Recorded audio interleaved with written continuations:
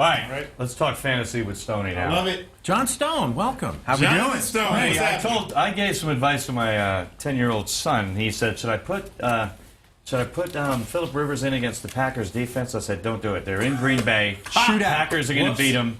So Thanks, he put Dad. in Carson Palmer instead. So to this morning, he's like, what do you do, Dad? Come on. So anyway, Rivers was unreal as we talk about fantasy quarterbacks yesterday. He was second highest quarterback as far as fantasy points. Matthew Stafford came out of nowhere last night. Huge game.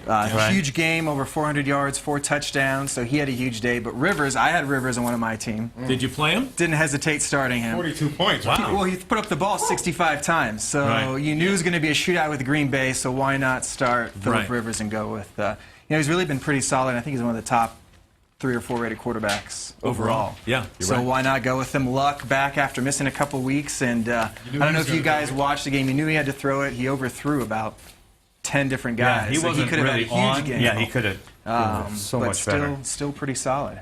But it's funny that Peyton and Stafford are 1-2 in interceptions. Peyton has 10, Stafford has 9. So it's you can have a fantasy quarterback and still not be a winning team. But when you're talking about just fantasy points, I mean, the things you got to look at, who's going to be in, what's the defense, where are we playing, what are the conditions?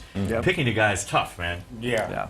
Well, hopefully you have one of those top options. And, a couple guys being out with injuries, Romo being gone. And, But can't go wrong with Rivers. Broncos as far as the Broncos go, here you go. The bottom line, if you have the Denver defense, you have one of the top 10. You're winning. Not just defenses, but just overall players. They've scored over 100 points this year in most formats. And 23 points. I think they're the only defense that had a touchdown yesterday. Yeah. So I have them in 3 of my 4 leagues. Always start them. I'll start them against the Packers because they they make plays. So why not start them? The kid Big Man is also coming through again. 4 or 5 on field goals, 14 points. He's a top kicker in fantasy. Yep. There was tied with 2 other guys yesterday with 14 points. So he's solid. And you look at Thomas's line.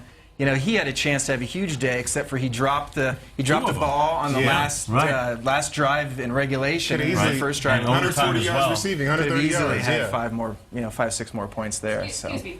Wait, hold on. We gotta wrap this up, people. Lisa Hidalgo is coming through. We have a shoot. We have a shoot in the other studio, and if you people keep yapping, we can't do it. We are supposed to end at 12:30. You're right. We're 7 minutes overtime. We're just going with it because we got so much good stuff today. But if Lisa Hidalgo tells us we're done, I think we're done. Is that how it works here? I'm working on my skills. John, is there any one last thing? One last Hold on. tip. Go ahead. And you and I got a debate in this last week. Gary Barnage is available still in most leagues. Tight end for the Browns. He's the Browns tight end. I picked him up 3 weeks ago. He scored yesterday? He's had 2 yesterday. He scored 4 TDs in 4 weeks in a row. Wow.